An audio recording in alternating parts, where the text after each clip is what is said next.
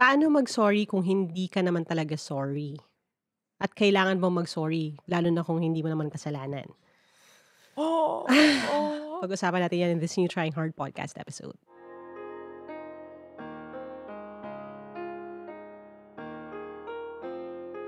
Alright, welcome to another episode of the Trying Hard with Laika podcast. Ask Laika na naman tayo. Ibang setting for those of you who are watching on video. And yeah, if in case hindi nyo pa alam, we're also on YouTube right now. So meron na tayong podcast sa official na Trying Hard podcast na YouTube channel.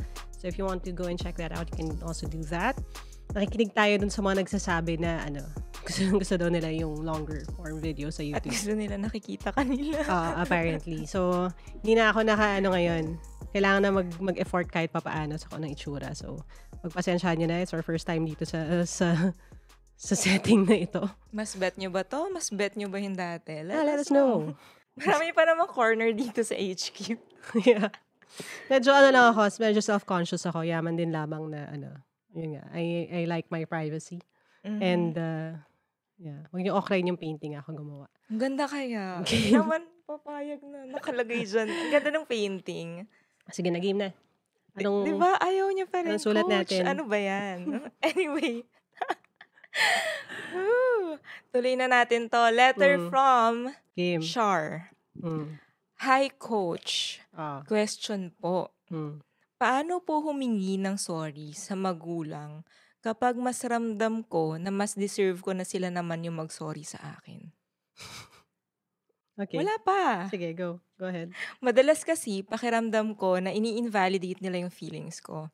Nakikita nila yung struggles nila, pero yung struggles ko sa pag-iintindi sa kanila, hindi nila yung nakikita. And kapag nagkakaroon kami ng di pagkakaintindihan, puro side na lang nila yung tama. Makakapagsabi pa sila ng masasakit. And kapag nag-react ako, disrespectful na ako and masama na yung ugali ko. I've tried so hard na intindihin kung saan sila nanggaling. Alam ko na nahihirapan din sila, pero at the same time, gusto ko rin na maintindihan nila na I have feelings too. Never ko narinig sa kanila yung word na sorry. So, paano ko maibibigay yung sorry na hinihingi nila kapag sumasama yung loob ko at hindi ko sila pinapansin?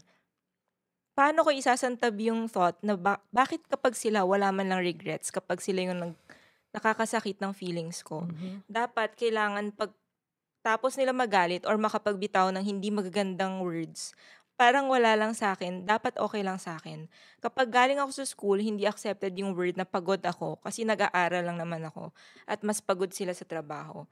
Palagi akong kino-compare sa kung sino yung mas magaling or mabait na anak. May mga panahon na hindi ko napipigilan sumagot dahil pakiramdam ko, kailangan ko ipagtanggol yung sarili ko, pero ang ending, nagiging masamang anak ako. They never listen to me. Sana ma-answer nyo po and thank you so much po, lalong-lalo na sa podcast nyo. Ang dami ko pong nakukuhang lessons. Sure. Medyo mabigat yun, but yeah, thank you for sharing. And I'm pretty sure, much like yung other episodes natin and other conversations we've had, hindi naman ikaw nag-iisa rin doon sa sentimento na yan. Probably may mga ilan dyan na nakikinig na nag-nod silently kasi ganun din yung pinagdadaanan nila. So, mahirap man sabihin pero it's relatable, no? Hindi naman, again, hindi lang ikaw yung dumadaan sa ganyan. I'll start off by saying na there was a time in my life, in my distant past, na ang canned answer ko dyan is, wala tayong gagawa, magulang mo sila eh.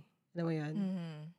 I'll be very honest, no? Kasi kahit ako sa upbringing at lalo na sa church na community, di ba ang default answer talaga is, wala tayong magagawa, magulang mo pa rin sila. So, wala kang magagawa. Parang tanggapin mo lang lahat. Ilagay ka dyan, so. Yeah. Dapat. Will ni God yan, yung mga ganun.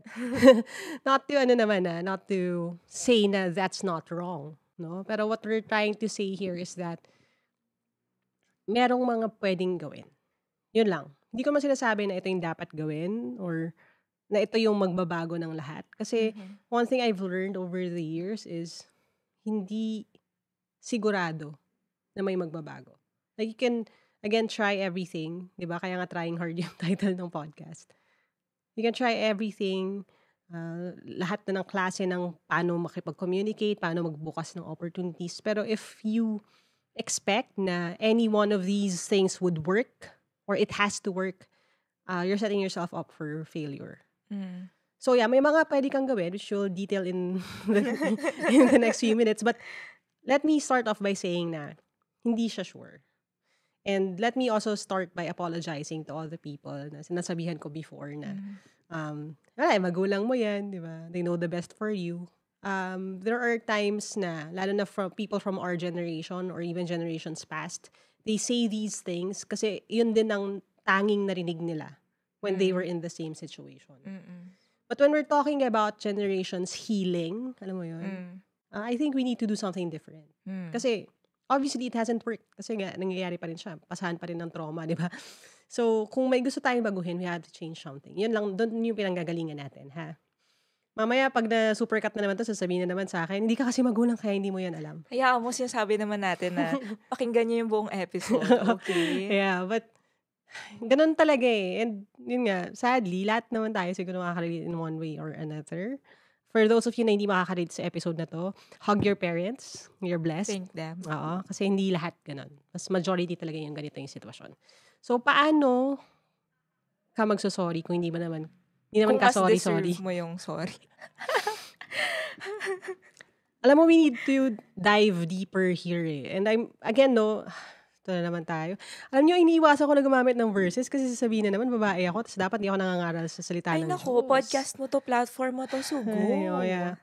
But, remnant kasi siya nung thinking na yun eh. Na yung, di ba, for example, yung verse na, children, obey your parents in the Lord, for this is right. I remember distinctly, kasi I was in my early teens then. Nasa parang youth group meeting kami. Tapos, medyo confrontative yung asawa ng pastor namin at that time. Tapos, kayo, iniisa-isa niya kami. Lahat kami na youth leaders. Tapos, sabi niya, anong ibig sabihin ng children obey your parents in the Lord? Anong ibig sabihin yan sa inyo? Paano kung mali yung parent? Anong gagawin nyo? Yun yung tanong niya sa amin. Siya nagtanong paano kung inutusan kang magnakaw, inutusan kang magsinungaling, anong gagawin mo? So, siya? Ito ay moral dilemma. Okay? This is a thought experiment of sorts. Ha? Hindi ko sinasabi na yung sagot ko ay absolutely true. Sinasabi ko, ito yung opinion ko. Kahit nung bata pa ako, in fairness. Ang opinion ko then was this. And sinabi ko to sa kanya, sabi ko, I think meron pong ibig sabihin yung in the Lord. Diba? Kasi ang sabi, obey your parents in the Lord. Diba? For this is right, honor your father and mother. Pero yung in the Lord na yun, anong ibig sabihin nun? Diba? If mali na yung pinapagawa ng parents mo, mali sila. Ibig sabihin. Sasabihin nila for you to do something bad. Susunod ka pa ba? Yun yung conversation eh. Sabi ko, ang ultimate authority po kasi is God. So if papagawa na ako ng mali, na alam kong mali, at ang aking heavenly father is in a higher authority sa aking earthly father, I would choose to disobey my earthly father so I could honor my heavenly father. Diba? Parang ganun. Yun yung sagot ko. So, sa akin, hindi siya absolute. Yung children obey your parents sa everything. Parang ganun. And the one thing na hindi ko na-emphasize at that time, kasi nga, hindi naman ako siya na-eloquent at saka bata pa ako doon, was this. The reason why I said that was because growing up, I had stories from my lola of how siya and yung asawa niya, my lolo, who again, I love dearly wala na sila both ngayon. Pero, she would honestly tell me of certain situations or certain decisions they made na mali. Or na my lolo wanted to make para sa mga anak nila. At nagpapasalamat siya na hindi siya nag-submit sa authority ng asawa niya, hindi siya sumunod, sumuway siya. Kasi kung hindi, she wouldn't have, like some of her kids, she wouldn't have the life that we had. So sa akin, yung ganun, hindi siya absolute. But for a lot of people, no? Yeah. Diba? Di ko rin gets. Kasi ako growing up, like medyo similar naman yung background natin. Yeah. Sa faith, kung paano, yung pagpapalaki. Yung sa akin kasi, growing up, yung verse na children, obey your parents, laging sinasabi ng mom ko, yung dad ko kasi, siya, mapang-asar siya na person. Ganun lang siya, maloko lang siya, makulit. Pero yung 'pag may mga times na baka magkakapikunan, ganyan, lagi niyang sinasabi na, di ba may Yung kasunod, do do not not exasperate exasperate your your children. children. So, growing up, sa'kin laging nakatatak Balanse yun yun. na yung children may responsibility to obey, pero yung parents meron din silang responsibility sa anak nila. Na wag nilang to exasperate kasi is parang ihatid mo siya to the point ng frustration na parang trigger mo yung bata. Yun ang ibig sabihin nun eh. Wag mo asarin basically when you i-trigger yung anak ninyo. Wag nyo silang i-push to the limit so that they would do something bad. Parang ganun. Or wag nyo silang i-provoke to anger. Yun ang ibig sabihin. So, I needed to set that baseline. Alam ko medyo nakailang minuto na tayo sa podcast. Kasi gusto kong i-emphasize yung effect nun sa society at nung thinking na sa society. So, yung mga sasabihin namin sa susunod may go against a lot of the programming or yung nakasanayang sabihin ng maraming tao. So, let me start off by saying that there's another, and naka-start na pala tayo, hindi na pala na-start. Let me follow that up with this.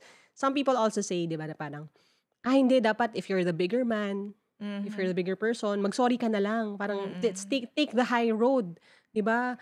Kahit na hindi mo fault, mag-sorry ka kasi parents mo pa rin yun. Kasi mabuti kang tao, kaya dapat mag-sorry ka kahit wala kang kasalanan. Hindi na rin ako ganun ngayon.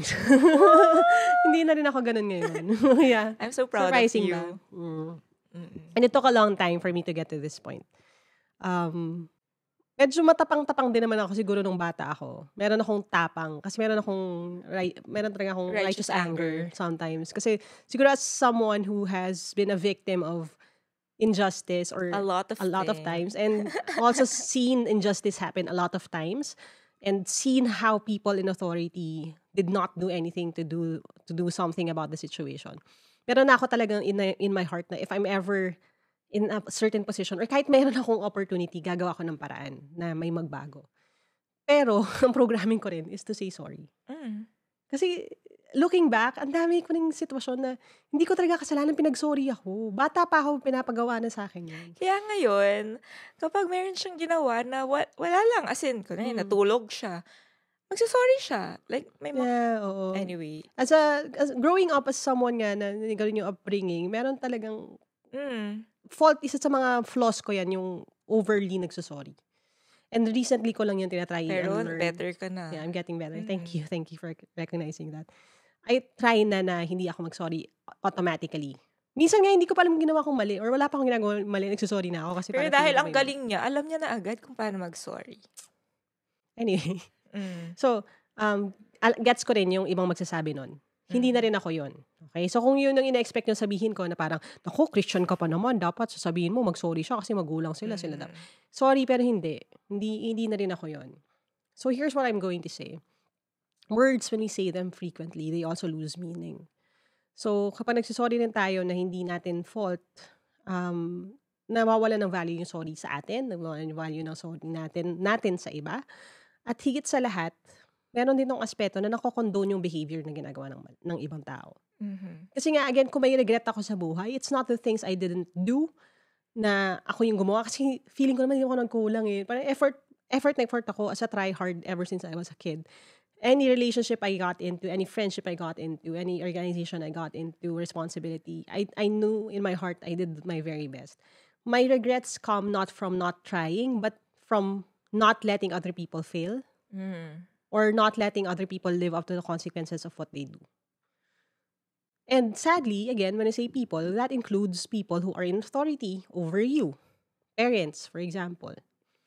So, ganito sasabihin ko.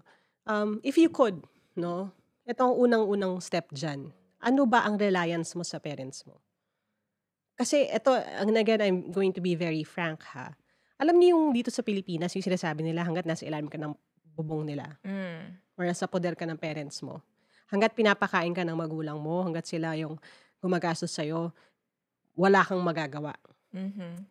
And nakakalungkot. I don't agree with that ha. Kasi sa akin, ang children are a responsibility, obligasyon. Dapat, bago ka nag-anak, di ba? Dapat di mo baseline yun. Baseline yun kung hindi ka willing mag-provide for them, no? But, aminin natin sa kultura natin, sa sitwasyon ngayon, at least right now, hopefully magbago tayo in the future. Kapag ikaw ay kumontra, masama ka. Mm. Kasi dahil basically yan ang sasabihin mo, nasa poder ka nila, wala kang magagawa eh. So, ang realistic na payo dito would be this. Nasa sitwasyon ka na ba? Nasa pagkakataon, nasa lugar ka na may kakayahan ka ba to not be subject to that literal authority na nakatira ka sa kanila? Now, I'm saying that hindi dahil pinapalayas ko kayo sa bahay ninyo, ha? Don't take my words that way. Sinasabi ko yan kasi sometimes for some people like you, it's an issue of safety. Ayokong sabihin sa'yo na wag ka mag-sorry sa parents mo kasi hindi mo naman talaga kasalanan, panindigan mo kung ano yung tama, hayaan mo sila kasi invalidate nila yung feelings nila, mali sila. But I'm saying this, muna, i-prioritize mo yung safety mo.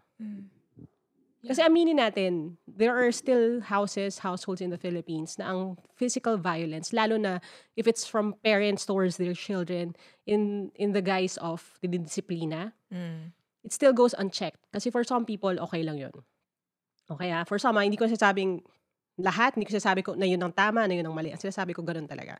So ikaw mismo, ang tanong ko muna, kaya mo ba talagang kumontra? Kasi kung ang question nito is, kapag may sinabi ako, baka bembangin ka ng nanay mo, ng tatay mo. Ayokong sasabihin ko sa'yo na panindigan mo kung ano yung tama, tas yun yung gagawin nila. Ayokong ilagay ka sa panganib. Okay? Start tayo doon. So, yun din yung sasabihin ko sa mga nakikinig dito, tas sasabihin, hindi, dapat mag-speak out ka kasi nasa tama ka. Well, yung ganyang klaseng, it gets people hurt. And sometimes gets people even more than hurt. So mag-ingat din kayo pag sinasabi niyo yun sa ibang tao. Kasi minsan, di ba? Paano nga kung talagang palayasin siya at wala naman siyang mapupuntahan? At diba? meron talagang mga tao, meron tayong, ngayon yung social media platforms, nakikita natin na, literal, may mga pinapalaya sa mga bahay nila. May mga tumatakas sa mga bahay nila. So dahil hindi ko naman kayo makukup lahat, no? Ayokong ilagay kayo sa ganung sitwasyon. So, ang next step dun would be to build yourself up to get to a point where you can stand on your feet. And then, hopefully, you have, nakakainis sabihin to. Again, I don't agree with this, ha. Hindi ito ang gusto kong mangyari, pero ito ang realidad ng buhay, ha. Hindi lahat kasi ng dapat ay totoo. Lagi ko naman sinasabi sa inyo yun. Pero hopefully, when you get to a point na you're independent, and then you can start having a bit of freedom on how to express yourself then. Ganon. Kasi at least hindi ka masasabihan ng ganon. Ang natutuhan ko kasi rin is when you can stand on your own 2 feet, when they have no holds against you, you can walk away from conversations at the very least. Di ko to deserve. Sorry po. Sobra na to. Uwi na ako. Bye. Sorry na, uwi na ako. Kasi may uwian ka eh. May pupuntahan ka. Pero kung nandun ka pa sa sitwasyon na yun, lalo na kung walang privacy, walang privacy, wala ka naman sarili.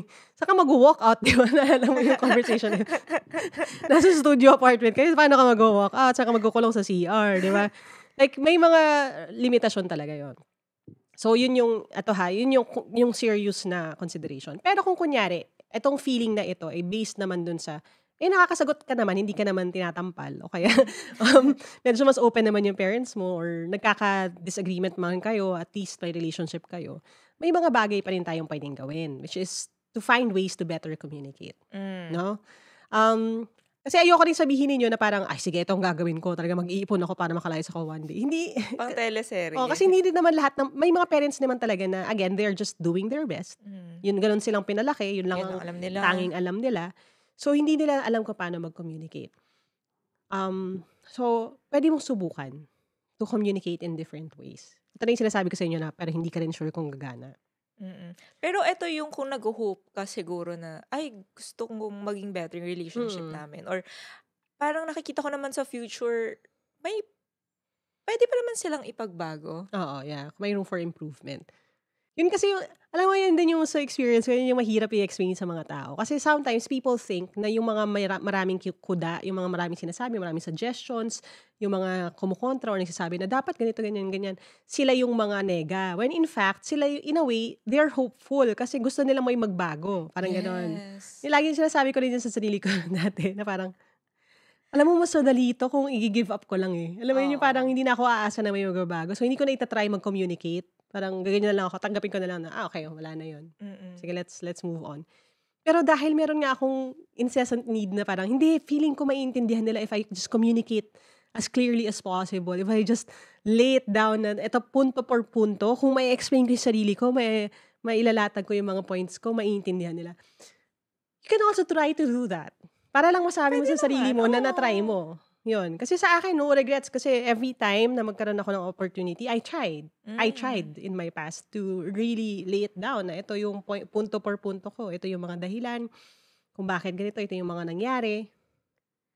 But again, that's an attempt. That's you trying. Pero walang kasiguraduhan na may magbabago after that. Babalik tayo dun sa first niya na sinasabi kanina na yung wag kang aasa na may magbabago. Oo. Pero hindi ka namin pinipigilang mag-hope.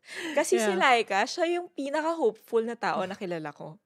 Like, sinasabi niya lagi, yung kanina yung kinikwento niya, yung mga maraming sinasabi, na akala nila nega siya, ganyan. Hindi, hopeful lang sila. So, balik tayo dun sa, eto yung mga pwede mong gawin para makapag-start kahit papano na ma-introduce yung word na sorry. Okay. So, sa experience ko, again, I tried that. I tried communicating ng, yung halos objective ka na. Yung parang you take a step back, tapos ililista mo talaga, ito yung nangyari, all of the things na nangyari, the details, the quotes, sometimes you have proof pa na ito talaga yan. So, objectively, nilatag mo, no? Pero sometimes when you do that, hindi pa rin tama. Doon sa punto ng pagsusorry, ang masasabi ko is this. In fairness, no? I think pwede ko namang sabihin to, podcast ko naman to, na I also did not grow up in a household who said sorry or apologized properly, sabihin na natin. In the way na, di ba, meron tayong episode on how to apologize na parang, when you apologize, wala dapat excuse, walang kung mag-explain ka man, sabihin mo na it doesn't excuse the behavior. Like may guidelines kung ganon. I did not learn that from, sabihin natin, my childhood or my past. But I tried to turn into that person na ganun ako mag-apologize. Kasi I just wanted to be different. Over time naman, masasabi ko na merong cases na dahil I started apologizing, naging thing siya kahit papano. So, siguro pwede ko naman i-share siya, no? Pero again, I used to do not apologize. Papa-apologize ka kasi syempre after ng corporal punishment, kailangan okay na kayo, di ba? So mag-sorry ka, ganyan. So you say it, although begrudgingly, di ba? Pero nung mga teenager na ako, sabi ko sa sarili ko, okay, I'll do my best na magbaba, like a 2.0, magsasorry na ako. Pag may mali ako, magsasorry ako. And I still remember the very first time na nag-apologize ako sa kapatid ko. And talaga yon, as in sobrang hirap for me, honestly. I stormed off kasi hindi ko siya kasalanan lang eh. Kaya kung mahirap para sa akin kasi hindi talaga ako nagsimula. Pero dahil nagtaas ako ng boses, so sumigaw ako, di ba? Ganyan, may sinabi rin ako. Tapos nag-walkout ako. Tapos dahil na-feel ko yung okay, kahit na ganun yung nangyari, kahit hindi ako nagsimula, kahit hindi ko deserve yung nangyari sa akin, pero the fact that nagtaas ako ng boses at the fact na may sinabi rin ako that I knew would hurt that other person, bababa ako tapos mag-apologize ako. Alam niyo, umiyak talaga ako. Umiyak ako, hindi dahil sorry ako. Umiyak ako dahil ayoko talaga mag-sorry. Kasi sasabihin ko sa'yo, hindi ko kasalanan. ang lakas kasi iniisip ko pa lang ako yun, bukas ko na lang sa start yung pagsasorry. Hindi, bumaba talaga ako. Tapos sabi ko, look, tas nilatag ko, sabi ko, I still think, number one, hindi ako may kasalanan nito, hindi kita pinaprovoke, wala akong ginagawa na nahimik ako dito, ikaw na una. You said hurtful things to me, I got hurt, pero that's not an excuse for what I did, na nagtaas din ako ng boses at nagsabi ako ng makakasakit sa'yo, ng alam ko makakasakit sa'yo. So for that, dahil ginawa ko yun, nagtaas ako ng boses at may sinabi akong alam ko makakasakit sa'yo, I'm sorry. Tapos I had to walk away kasi I was crying kasi ang sama talaga ng loob ko eh. Feeling ko hindi ko kailangan, bakit ako magsasorry, hindi ako nauna. Pero that scenario, after some time, kasi I kept doing that, kasi it was really hard. Pero I would always do that, na parang, okay, pasensya na po dun sa tono, I would apologize for the things I'm actually sorry for. Yes. The things that I actually could improve. Usually naman kasi, pag nagsasorry ka, di mo naman talaga kasalanan. Well, yeah, but at those moments, those moments I meant na parang I'm sorry, hindi dahil I'm sorry hindi dahil sinabi ko yung sinabi ko na hindi ko de-deny yung sinabi ko kung totoo yung sinabi ko. Pero I would apologize for the tone. Sorry kung ang condescending nung dating ko. Sorry nagtaas ako ng boses. Sorry kung itong part na to na sinabi ko to, alam ko makakasakit sa'yo, pero sinabi ko pa rin. Ang Yun. ganda. Kasi I nga, would, nagsusorry ka sa yeah, I would apologize for things I knew I could change, Mhm. na I could improve on. Kasi those things I really was sorry for. Kasi I knew I Mm. could improve on that. Pero I would not apologize for saying the truth or doing the right thing. Mm. And the good thing about that is even if sabihin na natin na it's still, again, far from ideal, a lot of things are still, di ba, may room for change pa rin kahit sa akin. Marami akong gustong baguhin sa sarili ko. Pero over time, may instance na I remember distinctly na si Jana, yung bunso kong kapatid. Sinabi niya talaga yun one time na parang, ang personal naman ito. Pero sinabi niya talaga one time na parang, parang tama na yan, ang ano niya pa nga nun is, sa lahat dito si ate lang yung nagsusorry, parang ganon. Tapos parang, nung sinabi niya yun, parang nag-hit sa akin na parang, ay, may effect pala yung ginagawa ko, yung choice ko na mag-apologize with talagang, with intent to apologize. So, kahit papaano, again, so kaming dalawa, at the Oo, very least, maganda sila maganda yung mag-ano. conversation na we're very candid towards each other. When I'm in the wrong, I would apologize to her. She would also apologize to me. Kahit na asar kami pareho minsan kasi ayoko Mm. sorry, pero fine. Oo, mali Oo, ako. ang ganda ng relationship nyo, actually, ni Yeah. Ate Jana. So, Like, yun. nakikita ko rin naman pag, yung kahit nga adults na sila. Pero actually, ang mahirap, yung pag tumanda na yung mga tao na hindi marunong mag-sorry. Oo. So, a lot of times kasi feeling ko nagsusorry lang yung mga tao para manakit pa. Mm. Sorry, ginawa ko to ha, pero kasi, Ikaw kasi.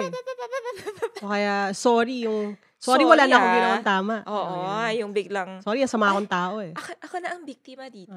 Yeah. Pero, So, hindi yun count. Parang sa akin, hindi yun counted. siguro, adagdag natin dun sa situation niya. Kasi nga, nabanggit mo yung bunso mong kapatid na nung nagsa-start ka pala na magsusorry, siguro na-observe niya na, hindi naman kami nagsusorry, tapos ginagawa ni ate to. Na marami kayong gano'n, yung I love you, yung mga yes. tradisyon Hug. nyo. Hindi kami ma-touch. Pero kayong compliment. dalawa talaga, ano talaga kayo, okay kayo. Yung baka kasi may kapatid din siya. I don't know kung mas matanda, mas bata, or only child siya. Yeah. So, kung pwede mo i-model yung behavior. Like, kung hindi mo maturuan na yung matatanda, yung parents mo, baka may mas bata or may iba pa na kaya nating mabago kahit konti. Yeah. So, kailangan mo bang mag-sorry May sa hope. parents mo? If mahirap talaga. Tsaka totoo yun. Minsan kasi yung sobrang sakit nung sinabi nila. Tapos minsan hindi rin naman nila minimean. Parang naman din siguro hindi nila minimean. Pero may mga times talaga minimean din nila. Alam mo yun? Ang hirap to make, here's the thing. Ang hirap to make excuses for your parents. And one day you're going to run out of excuses for your parents. But, ewan ko. So, sabi naman ng therapist ko, this is one of my special powers, no? Pero to try to understand them kasi and to put yourselves, lahat kayo, in your parents' shoes is grace. I'm not going to ask that from you kasi it's difficult, no? Mabigat. Mabigat yun. Yung parang, bakit ako na yung nasasaktan? Ako pa yung gagawa ng excuse or ako pa yung magpapaliwanag sa sarili ko kung paano nila ito nagawa or bakit nila ito nasasabi. Pero, if you find it in yourself to do that, you could consider doing that. Pero hindi ko sasabihin na you have to do it kasi it takes a different type of, motivation then for you to get to that point. Pero sa akin kasi, what that brings to me, whenever I do that, not just naman sa parents kasi baka sabihin naman, may nag-comment na na galit na galit na ako sa parents ko. Hindi naman po. Hindi naman ganun. But sa lahat ng tao in general, if you do that practice, you exercise kindness, you get to also understand people in a different way. So you do it for yourself na rin. You model yung behavior na gusto mo without expectations na may magbabago. Hopefully, may mahahawa. Hopefully, may gagaya. Pero kung hindi, at least again, at the end of the day, you can say you tried. Di ba? You Mhm. tried your best. You did what you could. And then when you get to that point na ikaw naman yung nasa position of power, and I've seen this happen, nalulungkot ako sa totoo lang. Kasi sa comment section, Mm. ngayon, na dati yung mga millennials ang binabanatan, na parang yung mga millennials na yan, tamad, mga ganyan, ganyan, ganyan. Tapos ngayon, somehow, I'm not saying all, pero Mm. I've seen a few rin of my contemporaries, the millennials na rin, who punch down, who would also do that to the Gen Z. Na who would say na, ito yung mga Gen Z na to, ganyan, ganyan, ganyan. Na parang, ito yung in real time, nakikita ko siya na, totoo yun. If hindi ka nag-heal sa sarili mo at hindi active yung decision mo na wag gumaya, Gagawin mo rin ipapasa sila. talaga natin. Gagawin natin. Kasi yun yung language na alam natin eh. Yun yung pamamaraan na alam natin eh. So the fact na ikaw mismo ngayon, you're trying to say na parang, okay, this is not the way I want to possibly raise my children one day, or there's something wrong with this situation. At the very least, sinasabi mo yun na parang this has to change. Hindi dapat nagsusorry yung anak dahil lang magulang yung alam mo yun, yung may mga ganong klaseng thinking tayo. The fact that you're willing to work on this right now is something that could, kung hindi mo siya makakalimutan, keep you from doing the same thing to your children one day. Yun yung sinasabi ko, kaya kailangan na natin ilagay yung sarili natin dun sa practice din ng, okay, let's empathize. Kasi, yung line na yon ang sakit nun eh. Sa totoo lang, yung pagod, sila yung pagod kasi nagtatrabaho sila. Ikaw hindi ka pagod kasi galing ka sa school. Sa akin naman, in fairness, kasi pagdating naman sa gawaing bahay, hindi naman kami as, sabihin natin, hindi naman as demanding sa amin kasi we had titas who would take care of us. Pero masakit pa rin sa pakinggan yun. Yung parang, hindi ba pagod yung pagod ko? Kayo lang yung pagod? Eh, kayo naman yung magulang. Alam niyo, naririnig nyo na to online eh, yung, kayo nagdesisyon mag-anak, hindi ko naman desisyon na ipanganak eh. Which is also true, right? True. But, hindi siya enough eh. Hindi siya enough for them. So, hindi natin pwede ibato yun sa kanila dahil lang naririnig natin sa ibang tao. Kasi their response may not be as accepting. So, yeah. Ganun sila eh. So, change what you could. Don't expect anything. Maybe things will get better. Pero sa akin, kung hindi ka naman sasaktan, mamili ka lang ng kung ano yung isa-sorry mo. Kasi pwede ka mag-apologize for the things that you really want to apologize for the things you can improve. Pero not apologize dahil lang magulang sila at yun ang expectation nila sa'yo. Siguro kung hindi mo talaga kayang mag-sorry, tapos kailangan mo mag-sorry, baka na lang, isipin mo na lang kung paano makakatulong yung situation mo para maging better person ka. Ganun na lang. Yung, lagi, sinasabi mo kanina yung for yourself. Oo nga, no? Pwede rin naman. Pwede rin naman. Nasa na lang natin yan sa pagtingin. Tapos, in the future, sana yung 100% ng power and choice nasa sa'yo na.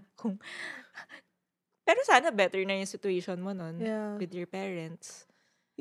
Merong iba kasi na napapaliwanagan. Baka hindi in the height of emotion. Siguro kung mainit pa talaga yung ulo, wag ka makipagsabayan. Kasi pag nagkipagsabayan ka, sigawan kayo, di wala na, di ba? Bomba. Or yun yung, meron akong, share ko ba? Ang intimate kasi nito eh, pero sige, share ko sa inyo ha. This is how I would talk to myself sometimes when I'm in a similar situation. So, kunyari, di ba, inaano ka, may sinasabi sa'yo hindi maganda, ganyan. Tapos parang gusto kong sumagot. Gusto kong magsalita na parang hindi yan totoo or bakit kayo ganito, ganyan. Like may mga times na ganun. Tapos I would bite my tongue and I would think na ganito, if sumagot ako, matatalo ako. If sumagot ako, if gumanti ako, sabihin na natin with words, kasi diba sasabihin ko, hindi naman yan totoo eh, ganyan. Kasi sasagot ako. Which is nakakalungkot kasi dapat okay lang naman sumagot, diba? But anyway, but I would tell myself, if may totoo yung sasabihin ko, nakakainis. Because, again, take this advice with a grain of salt, ha? If ayaw mo siya i-share. Hindi. Gusto ko siya i-share kasi tingin ko helpful pa rin siya eh. But I would talk to myself and I would tell myself this. Maganda yung sasabihin ko. Maganda yung sasabihin ko, may value yung sasabihin ko. Pero ito ba yung tama pagkakataon para sabihin ko yung sasabihin ko? Kasi pag sinabi ko to ngayon, mawawalan siya ng weight kasi hindi nila maririnig kasi sobrang galit nila. Mm. Or hindi ako rin personally, hindi ko to mako-communicate ng as clearly as possible kasi galit din ako. Mm. So I talk to myself, sabi ko, okay, maganda yung point ko. Ako yung tama dito. Clearly, very clear, ako yung tama. Pero kung sasabihin ko ngayon, in the heat of the moment, na binabarrage ako ng, sabihin na natin, isang tao, sasabihin niya ako, sinusumbatan niya ako. Pag ngayon ko to binitawan, hindi niya to maririnig kasi naka-Hulk mode siya eh, naka-beast mode siya. So, pag nilapag ko to, mas maganda ilapag ko tong sasabihin ko kapag mas effective siya. So, for the sake of the message or yung gusto kong point na ipunto, i-withhold ko yung sasabihin ko. Kahit gustong-gusto ko na siyang sabihin. At kahit na kung totoosin, I'm in the right naman na sabihin yun. Para pag kalmado na siya, kalmado na yung sitwasyon, hopefully, I get the chance to bring this up and say na, okay, ito po talaga yung nangyari. At kalmado na rin ako. Ang bait. Ako kasi sabihin ko talaga eh. Ako sumasagot talaga ako. Pero hindi naman kasi ako bubugbugin ng magulang ko. Hindi ko sinabing binubugbog ako ng magulang ko. Oo. Sinasabi ko lang na, again, I mean, yung consequence sa akin ay sa'yo lighter. kasi, wala kang notion of that. Yeah. Pero yun, kung kaya mong sumagot ng mas onting may respeto, gamitin mo na, sino po ba nagpalaki sa akin? Joke lang. Yun ay kung si Kajaja yung nanay nyo, ha? Kung yung nanay nyo ay yung nanay ko. Again, your safety comes first. Okay? Yes. Yeah. Okay, last advice, final words. Communication is key. Direct JP Habak.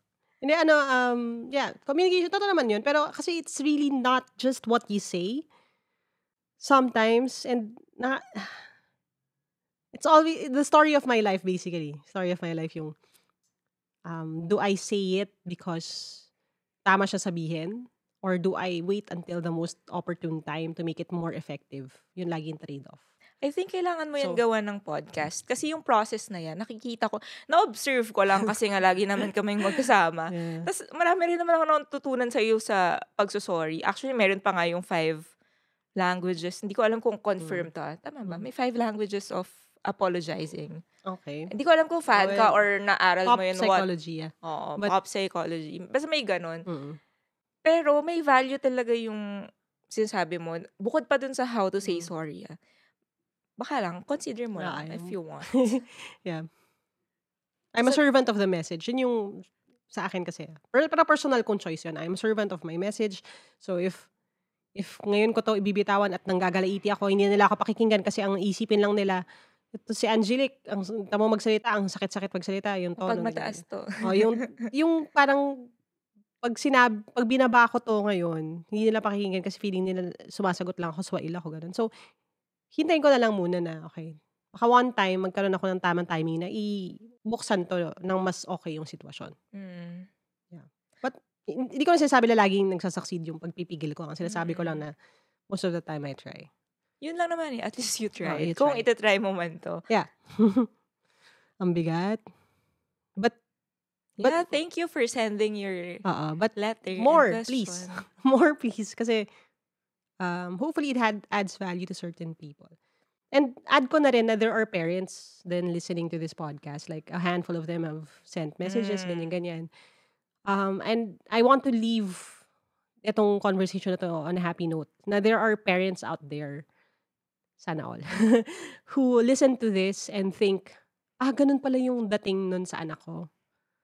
At nakikinig sila at inisip nila, okay, ito, this is something I can do better. So, gusto ko lang ibato yan dyan sa inyo para isipin nyo rin na hindi naman to laging, tayo lang, hindi nila nakikita. Hindi rin. Pero, meron ding mga ilang parents who are open to listening. So, baka hindi ikaw, baka hindi sa'yo makikinig, pero hopefully, baka one time, diba? Alay mo, tumawid siya dito sa podcast, marinig niya to, tapos maisip niya, ganun din pala yung ginagawa sa anak ko.